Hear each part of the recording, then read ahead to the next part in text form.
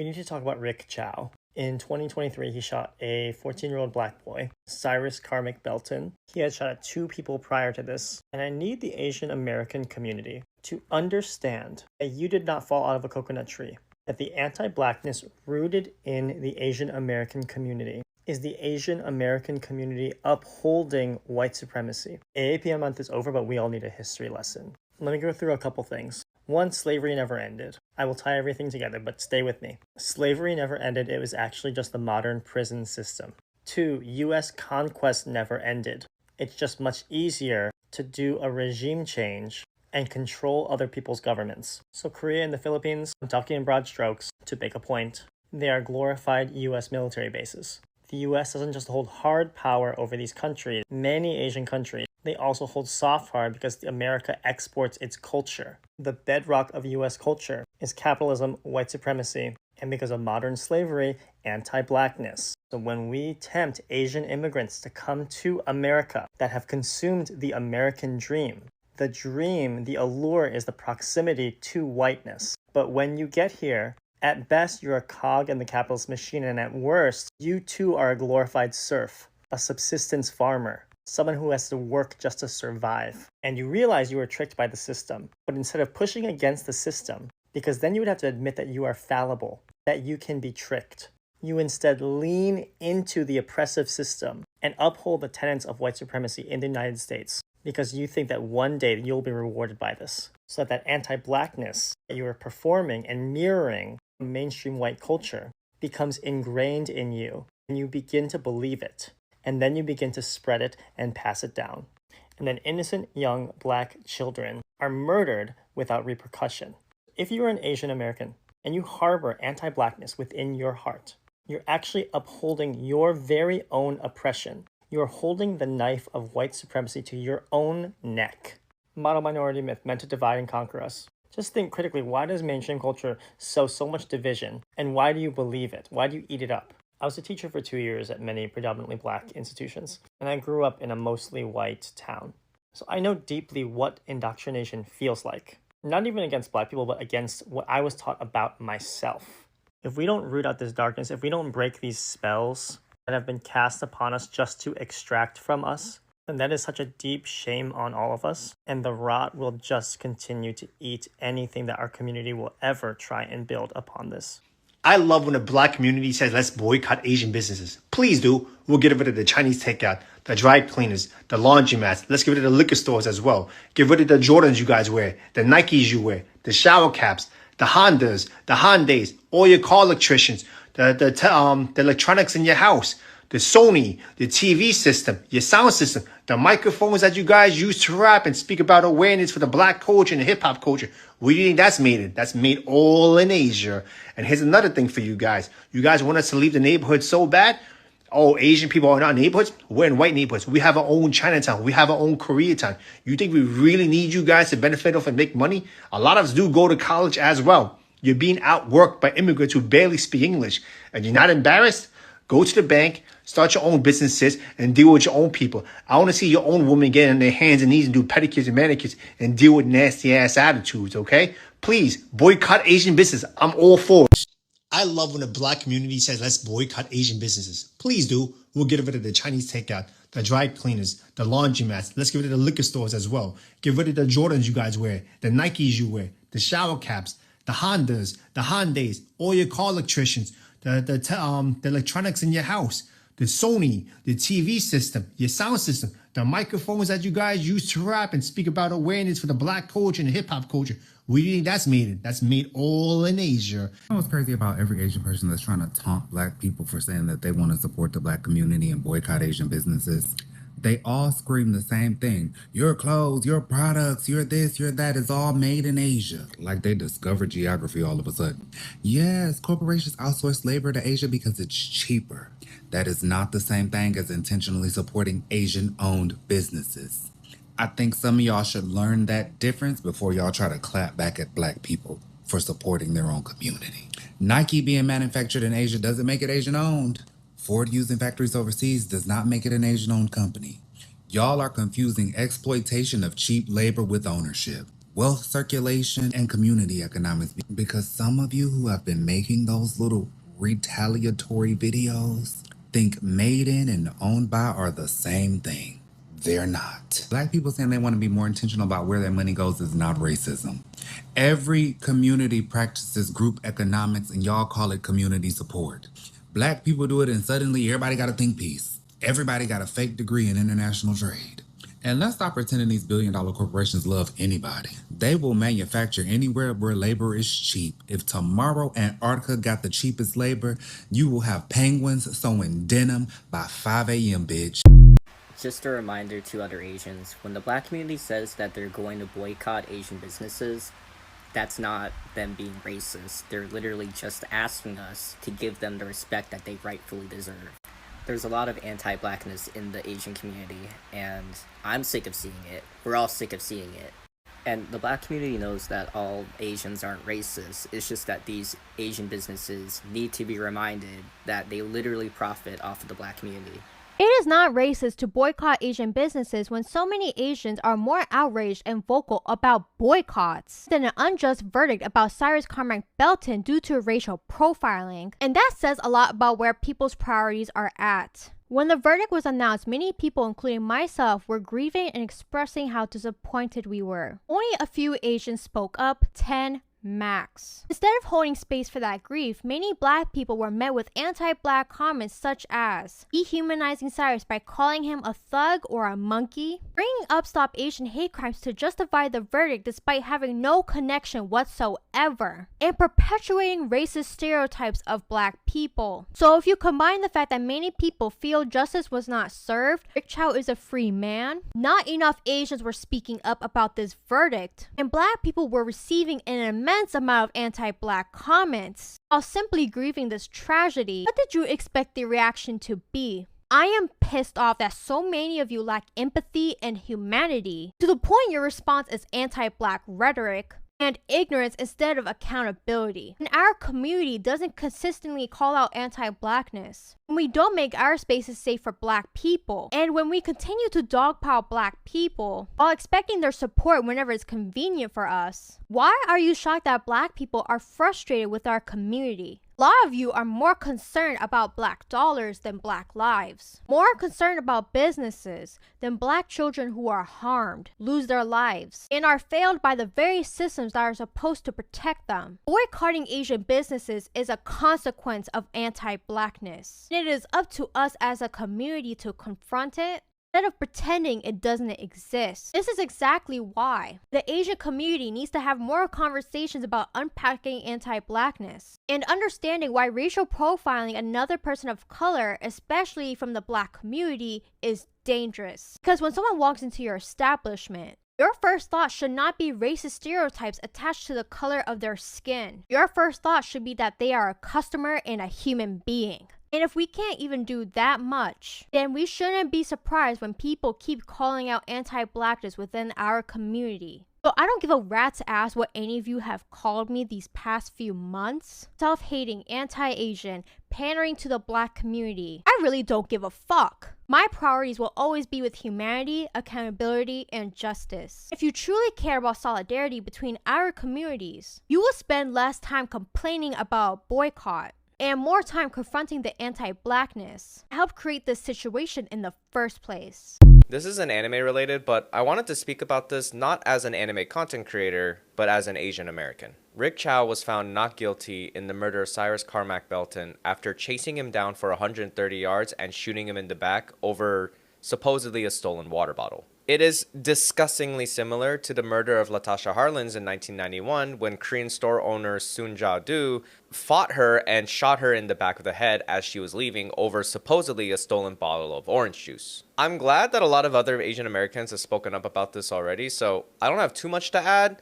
I just want to be another point from which we can speak out against anti-blackness within our community. The fact that these two events happened 35 years apart from each other makes me question if we as Asian Americans have even made any progress as allies. I've seen so many other comments from other videos regarding this issue from black people saying that they feel like they don't have any allies anywhere. And you know what? If we as Asian Americans stand complacent while their children are being chased and shot in the back, We don't deserve to call ourselves allies. That's why I believe the most important thing right now is for us not to just be in solidarity, but to actively speak out against anti-blackness when we see it. If we don't, we are upholding white supremacy and proving to people that we have a desire of proximity to whiteness at the expense of our fellow minority communities. I'm sorry, I really don't have any like profound words or anything. I'm more angry than anything else. But all in all, we as Asian Americans need to do better. We need to show that we do not stand for the murder of black children. We need to show that we do not stand for anti-blackness. And overall, we just need to do more to prove that we are actual allies to our fellow black community. There is a lot of rising tension between the Asian and Black American community, with Black Americans saying, let's boycott some Asian businesses, and Asian Americans saying, stop attacking our people. And this is all being caused due to the acquittal of Rick Chow in the murder of Cyrus Carmack Belton. And it's upsetting seeing this divide occur, because we should all be, with each other in solidarity as minorities, right? I think we can all agree that Rick Chow should be in prison. He shot and murdered a 14-year-old boy. However, why are we combating that with racism against one another? In my opinion, the only person that wins as the result of us attacking each other, us unfairly discriminating against Black Americans unfairly discriminating against Asian Americans, are the bigots that support Rick Chow being found not guilty. One man's actions should not justify demonizing an entire community. Calling in fake orders to Asian restaurants and boycotting small Asian businesses is not the answer. Do I discriminate against everybody from Vermont because Chester Arthur is the one that signed the Chinese Exclusion Act? No, I think that's unreasonable. I like Bernie. I hope some justice is served for Cyrus Carmack Belton and his family finds peace. I don't give a fuck about political sides. But it's been very disturbing to me that Black Americans have been gaslighting and intimidating Asians. I understand why you're angry. I genuinely do. But one thing you're not about to do is generalize the entirety of a community, especially to fit your own political narrative. Why is it that when the issue goes down in any other community, the Black community is the first community every other community decides to call upon? And then when your community's respective movement doesn't get as much traction as it should be getting, y'all decide to involve, bash, and berate the Black community and the BLM movement to help gas up and gaslight your own political narrative. And you can't say this shit don't happen. Stop Asian hate. Protect Hispanic lives. Even just recently, this Palestine situation, it wasn't getting nearly as much traction as it should have, and I will agree with that. But y'all correlate that to bash BLM. For what reason? We understand why y'all angry. We understand more than anybody else why y'all angry. There isn't a situation today that y'all are going through that we haven't gone through at some point in history. Why are we the first ones y'all call when shit go wrong and the first ones y'all bash when shit go right? And I'm not saying Black people are innocent. I'm not dumb enough to say some shit like that. Every race has its bad apples. But it's sad that the first faces we always see to help y'all movement out are Black faces. And the only time y'all want to show y'all faces to berate Black people. POC solidarity starts with accountability. Why is it every community, including the Black community, decide to hold the Black community accountable when it's our time to be accountable for our actions? But when it's time for everybody else to be held accountable for their actions, all of a sudden Black people doing too much. Thing is, the Black community is still going to help out every community they find that needs help when they get a chance. And this is in the midst of me knowing they're going to still bash me, bash BLM, and bash the Black community. How disappointing is that? I've been saying this shit for years, but as Asian Americans, anti-Blackness is fucking holding us back. I remember 6 years ago, a then Yale student, Eileen Huang, published an op-ed in which she explicitly called out our community's refusal to speak out against the systemic injustices that Black Americans have been facing in this country for centuries. And this op-ed went viral in the WeChat parent groups. Not for a damn good reason though, because the responses overwhelmingly were along the lines of, oh, your parents sacrificed so much, how could you say this against your own people? Basically framing the author as a traitor against their own community for speaking out against a very valid problem. Now, keep in mind, these people are professionals, PhDs, people who have been experts in their fields for decades, yet at the same time, not being able to hold two truths at once and immediately getting defensive. You can speak out against the anti-Asian racism and violence that people have faced in our community for centuries, while also recognizing that the Asian American identity is built upon being settlers in this country, a country that's fundamentally built upon the theft of indigenous land and the exploitation of Black and brown bodies and labors since its foundation. You can be part of a community, love it, and be proud of your heritage, while also being able to criticize its flaws and wanting it to change for the better. Because being a full member of a community is not blindly defending it. That's tribalism. Being part of a community is being able to recognize and speak out against its flaws so that it can become a better community built upon love. We spend so much fucking time debating Asian meetups or the definition of ABGs, but when it comes to the shit that actually matters in today's world, mass surveillance, police brutality, genocide, deportation that ultimately affects us as well, we are fucking nowhere to be seen. We have not shown up. Consistently, we have not shown up. And honestly, even we've made shit worse at times by continuing to peddle these stereotypes and continuing to buy into the model minority myth. We have so many people in this digital world with influence and with a platform, and yet we have no collective sense on how to effectively combat anti-blackness in our community. That's fucking absurd. Because the more we talk about, oh, it's us versus them, it's red versus blue, that's where the people in power want us to be. And they have us exactly where they fucking want us to be. Because the more we talk about this shit, the further we get from recognizing that it's actually top versus bottom, from actually building class consciousness, let alone class solidarity, which is what we desperately need right now. So anyways, holy shit, but we have to do better. We have not shown up. Hi guys, welcome to my channel. So today we are talking about the boycott that's happening. Black Americans have called for a boycott. They say they do not want to spend their black dollar in the Asian business. And so far, Asian business people, they've come out and said, please don't boycott us. Do you agree? Do you not disagree? So let's watch this video because so many people have talked about this. And at the end, we're going to discuss much more. So please subscribe to my channel and welcome. Asian Americans too don't, in my experience, don't even realize that if it wasn't for the civil rights movement, there would not be 22 million Asian Americans in this country. Thank you. What I have been trying to teach the Asian community is like, friends, do you understand that your success, your prosperity, your civil rights that you enjoy right now was paid for with black blood? Black people said that they're going to boycott Asian businesses. And the crazy thing is, I have seen more Asian people come out in response to this versus a Chinese man chasing down a black kid 130 yards and somehow taking this kid's life with a bullet in the back without them really even ever explaining this part properly, right? That didn't bother or outrage anybody. But black people saying that we're going to take our black dollars back and we're not going to support Asian businesses did bother people. And this is exactly why black people are saying this. This is exactly why black people are saying that there is a lot of racism and anti-blackness in the Asian community. Because you guys did not have the time to even acknowledge that a man chased down a kid 130 something yards. Mind you, this person not being under the threat of danger, doing all of this for the accusation of stealing a bottle of water when the kid was not stealing at all.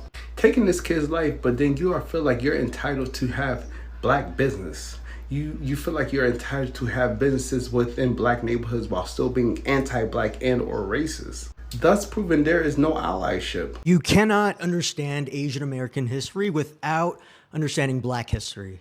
And the sooner you understand why, the sooner you'll stop being a fucking tool. So there's actually a name for this. It's called racial triangulation. And this starts with the stereotypes that white supremacy assigns. Black Americans get hit with racism and Asian Americans get hit with xenophobia. Want more Asian people to understand that model minority is not a fucking compliment. When people talk about model minorities, it's usually from a place of like, oh, why can't you just like shut up and be like these nice, obedient Asian people? This model minority stuff is a way to like pit Asian people and black people against each other. It's often used in a way to gaslight into thinking that racism doesn't exist. It's fucking bullshit. Because the second it becomes useful to scapegoat you, it's gonna happen. Case in point, remember the China virus a couple of years ago? Now with this Rick Chow case, this is being framed as some kind of like Asian versus black issue. The harm is real. The anti-blackness in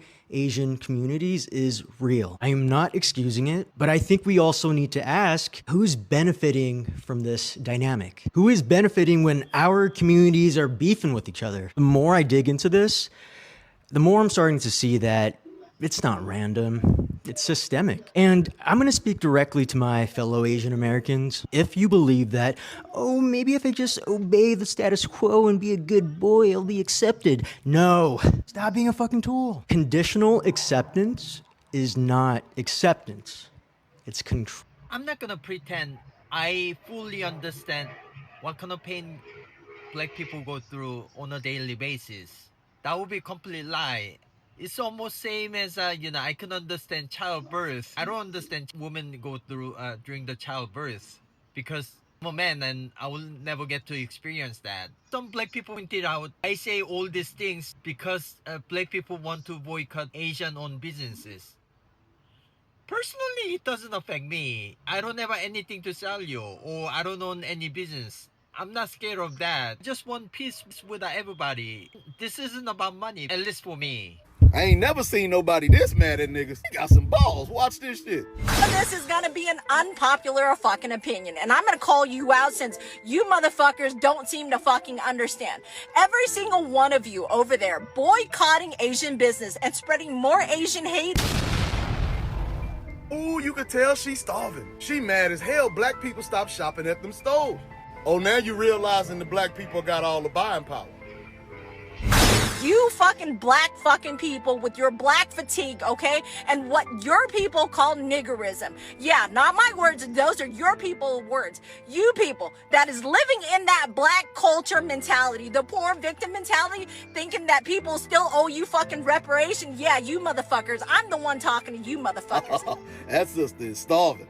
Every single one of you failing in life. And then you want to blame everybody else. You see this whole Cyrus case and Mr. Chow? None of this would have happened if you motherfuckers raised your fucking kids right. That fucking little boy witnessed some of his business trying to steal fucking water, okay? Now, I might not agree with Mr. Chow chasing the fucking boy and shooting him fucking in Timbuktu, okay, wherever the fuck he was. But here's the crazy part. If you had disciplined your fucking boy right, he wouldn't be in someone's store trying to steal fucking a 50-cent bottle of fucking water in the first place, okay? She right on that one. Not only that, you go and attack the fucking attorney defending his clients, and then here's the truth of the matter. Your people, there are 7 black jurors who found your kid responsible, making Mr. Chow, okay, not guilty because they understand your fucking culture, your mentality.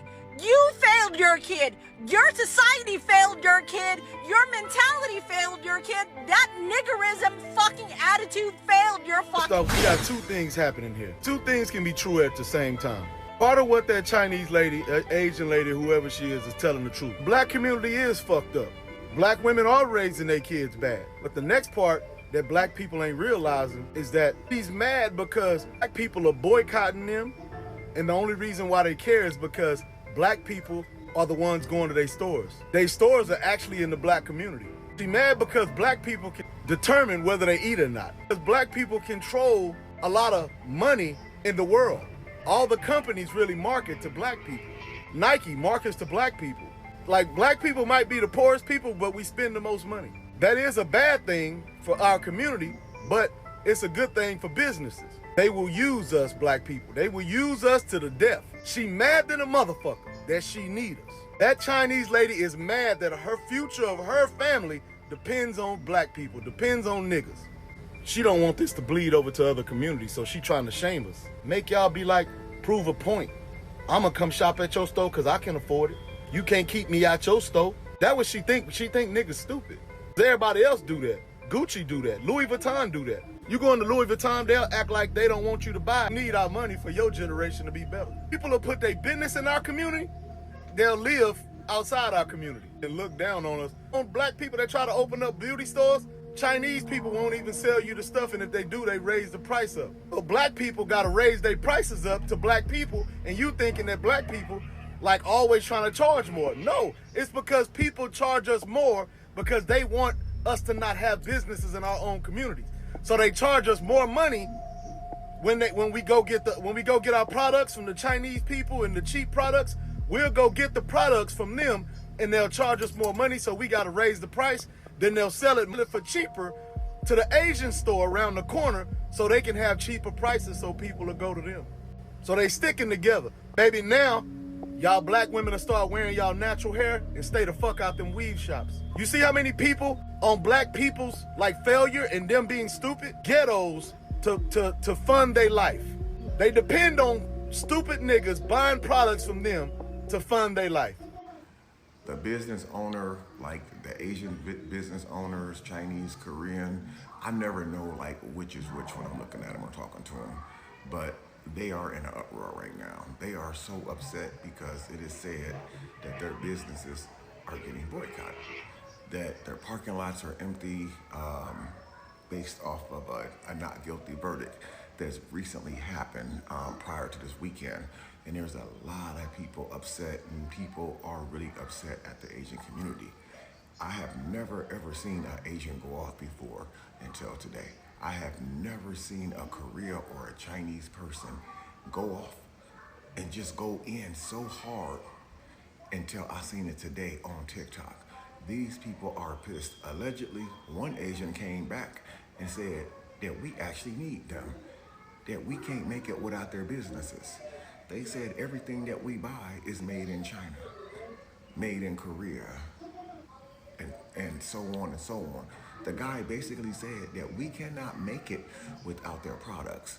But yet, I don't think that he completely lied. If you go into our stores, 90% of what's on those shelves in the store, made in China. The next time you go to Walmart, Target, or any of those stores, pick up one of those coffee cups, look at the bottom of it, made in China. Your spoons, knife, and fork set, turn it over and look at it, made in China. The next time you go buy a blanket or something, look at the tag on the blanket, made in China. So they are talking, bro, and these people are pissed because they feel like the boycott is really affecting their businesses. And if it's true, and some of the videos I've seen on TikTok today is true, and they're not made up AI videos, it looks like that boycott is taking effect extremely fast. One lady pulled up to 3 of the nail salons, and every last one of them was empty, man. Now, I don't know if those nail salons open on Sunday. She could have been capping and pulled up on a day that they were closed, but it seems to me like those nail salons are open 7 days a week, man. But them Asians is starting to try to clap back, bro. Y'all better be careful. I ain't never seen an Asian go off like I seen today. It's getting crazy out here, y'all. To preface, I have no problem with black people boycotting Asian businesses in their communities and putting their black dollar into their own communities. I support that. I want to address a lot of the upper, middle, Ivy League educated East Asians that are getting on this app and proving once again that you are centering your own experience when you were addressing the situation, because ultimately anyone who has ever grown up as an Asian person in predominantly poor black or white community, you know there's a bit of nuance to the situation. And what I'm seeing is I'm seeing a lot of Asians from Cupertino, the Bay Area, Bellevue, Orange County get on this app and recycle the same 3 talking points about addressing anti-blackness in the Asian community. We need to progress that conversation. And ultimately, I just think that the reason why it's not progressing is because it's not reaching the actual people that you're intending to reach. When you say that you want to help the black community, or you want to address anti-blackness, or you want to speak to your own community, I'm assuming you're trying to speak to the people who own these stores, the parents, the kids, the family members. I'm assuming that you want to reach them. But when you make your think piece on TikTok to explain redlining because you read it from a book, that's your privilege. You get to read from a book. And some of us actually grew up in those poor black and white communities and understand the situation better. But you recycle those think pieces, and ultimately, you're not going to reach the demographic that you claim you want to reach. Now, don't get me wrong, I think there's value to that. I think there's value to educate people on that. But I also think that you need to understand that when you're talking about this type of lived experience of people who are complex human beings, the easy way out is to say, oh yeah, all Asian people are anti-black. They're all racist. They want to exploit black dollars so that they can position themselves to be white and escape poverty. And it's very easy to make statements saying, well, it didn't matter that Cyrus had a gun. It's also very easy to say, oh, well, Cyrus shouldn't have had a gun. That's his fault. He brought this upon himself. I don't support any of those claims. Poor communities are ridden with crime and fear. If you ever grew up in a poor community, you know those are the 2 ingredients that cause a lot of the problems that we have in our communities. There's a lot of fear and there's a lot of crime. And it's, for the most part, it's indiscriminate crime. You know, the older ladies, they used to come into my mom's nail salon. They'd be like, I'm gonna give my mom a fake name. They'd be like, Deborah, they got me. They stole my car. They robbed me on my way to work. They took my money. They broke into my home. They would talk about these things, and my mom would be like, "Hey, let me give you a discount on the nails. Let me give you a free nail, whatever." And the reverse would happen. A lot of you have never been held by gunpoint. A lot of you have never seen a kid hold a knife at your mom and say, "I'm going to slice your mom open unless you give me $100." It's very easy for you to make your think pieces to blame an entire race of people and say, "Yeah, we're all like anti-black, we're all racist." I see these creators over and over, they're fighting with other Asian people. They're saying, "I don't care about your experience. I don't care if you were living in this community. I don't care about you." Because ultimately, whatever think piece they put out, it doesn't affect them. They live in Bellevue.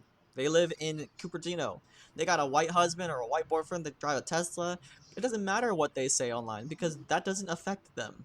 I'm heartbroken that we live in a society where there's parts of the country where a teenager thinks that they need a gun. But I don't need to ask the question, why does he have a gun? Because I know. I grew up with those kids who thought they needed street creds, thought they needed actual protection from other teenagers, thought that they had no other options in life. When you're poor, your options are bleak. People will say, "Oh, I blame the parents." I used to work with group homes and at-risk teens in San Jose. I used to have that mindset too. I would blame the parents. I'd be like, "Did you not raise your kid better?" This mom pulls me aside and she says, "Paul, do you know why my son is in a group home?" And I said, "No, I never asked." She said, "I got two other kids at home, and he would not stop bringing guns into the house. He joined a gang. He went down the wrong path, even though we didn't do that." And so I thought to myself, wow, I'm hearing this mom explain to me, I had to make a decision to protect my other kids. It's not so easy when you break down all these different variables that influence people to commit crime. A babysitter. She wasn't really a babysitter. She was an older black lady. And she saw my parents struggling. She's like, "Oh, it's just you two. It's just you two raising your kids. Let me help you out." She would raise us sometimes. She would take us out and watch us. But she had so many rules. She said, "Don't pick up a gun. Don't do drugs. Don't watch The Simpsons because it shows bad behaviors. Don't do all this shit." And she would always be like over and over. And she said, "You know why I'm telling you this? Because I wish my grandkids had listened to me. I want you guys to focus on your education. I want you to get the fuck out of this city." This is not a defense of Rick Chow. I'm looking at the violent history and I asked myself, I had the same conversation with my parents after the ninth, 10th time of them being robbed. I said, "Mom, is it worth it? Kids are pointing guns at you. They're pointing knives at you. They're throwing rocks at your window. They're spray painting chink on the sidewalk. Is it worth it? Why don't we just leave?" She said, "This is my community. I have friends here. These are the people I've grown to be in community with." What ended up happening was that she just said, "Don't come to the nail salon anymore." We wouldn't go anymore. As kids, we used to. But after people started bringing weapons inside the nail salon, she said, "No, I don't want to risk my kids' lives for my business." And that's what happened. But I had those same conversations, and those conversations that Rick Chow and her family should have had. Is it really worth it? Why are you killing people over water bottles? That's terrible. You strip a kid of their life, of their chance to change, of their chance to do better. I don't know much about the lawsuit. I don't know if he pointed a gun at him. I know they had found a gun, but that's really not the important part for me. These are the important conversations that you need to have with your parents, but also have with your kids. But I also have empathy. I understand them both. I understand it is difficult. But end of the day, Asian people with their businesses, we have a lot of power because over the years, as money, the black dollar is being put into our businesses, we get to leave. When my brother and I got accepted into Stanford on a full ride because my parents didn't have money, we did the college application. My parents were making $30K for the two of them. But they told the community, and the community was so happy. And Big Mama came in, she said, "I'm proud of you. Leave. Don't come back. Get a good job. Don't grow up here." It's very easy to make your think pieces. It's very easy to condemn an entire race. It's very easy to blame the parents. Growing up poor is a very complicated experience. And ultimately, when we say the system has failed us, I feel that because I think that there were so many kids who could have had the same opportunities, could have had such a good life if the government had actually gave a damn. 3 years ago, when we were posting videos about Cyrus, people asked the same questions. How do we get more black-owned businesses in these communities and start building wealth? That was the question people asked 3 years ago, and that's the question people are still asking again this time. Because it's complicated.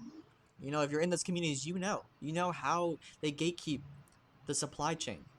You know, a lot of Asians work with other Asians for the beauty supply stores, the nail salons. I don't know anything about the liquor stores, but it's a complicated thing. It's not just so easy to be like, oh yeah, open a business. It doesn't work like that. There's a history to it, you know? Like getting a loan is very difficult. It's difficult to raise that much money. It's difficult to offer the same competitive pricing that a lot of Asian businesses do offer. There's a lot of people who get online saying, I'm not boycotting anything because these are my resources. When you live in a poor community, you don't have that many resources. And so when an Asian person is able to offer you a $5 meal, you take that. It's difficult.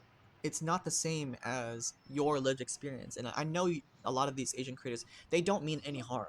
I know that you guys don't mean any harm when you say these think pieces, but I just think that you don't understand how much more complex it is to be poor.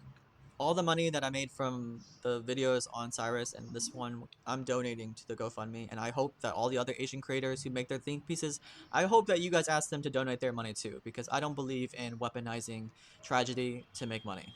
All right, so you've listened to the views of people. So many people have come online and said, hey, please don't boycott us. And the black people say, hey, I'm not going to spend my black dollar in your shop. So who's going to lose out? That's the question. So the current social media tension and calls for a boycott between some black Americans and Asian business owners stemmed from a specific tragic incident that escalated into a larger debate about race, money, and safety. So what started the boycott? All right, the call for a boycott began after a court trial in South Carolina. An Asian American convenience store owner named Rick Shaw shot and killed a 14-year-old black boy called Cypress Carmack Belton after wrongly suspecting him of shoplifting. When the store owner was found not guilty in court, many black Americans became outraged, viewing the verdict as a lack of justice and a systematic racism. In response, some Black community leaders and internet influencers called for a 60-day boycott of Asian-owned businesses like beauty supply shops, convenience store, and restaurants located in black neighborhoods. The goal was to redirect black consumer money back into black-owned businesses and demand better treatment.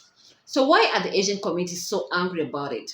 The Asian American community responded with frustration and anger for three primary reasons. One, Asian businesses owner argue it is wrong to punish all Asian people for the bad action of one individual store owner. They feel they are being unfairly targeted by generalized boycotts and an online harassment of a tragedy that they had nothing to do with it. Also, many small Asian shops owner in inner city neighborhood feel they are frequently targeted for robberies, theft, and physical violence.